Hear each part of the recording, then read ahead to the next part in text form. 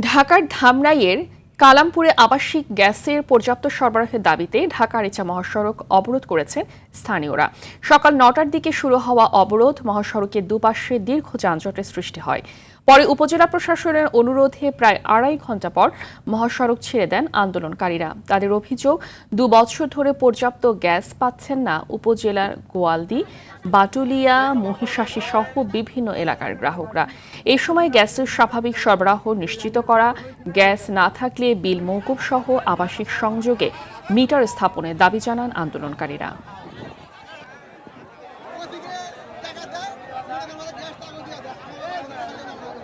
আমি আজ 10 বছর যাবত গ্যাস পাইতেছি না। আমার ছেলে মেয়ে স্কুল কলেজে পড়ে, তাদেরকে ঠিক মতো খাওয়াতে পারতেছি না।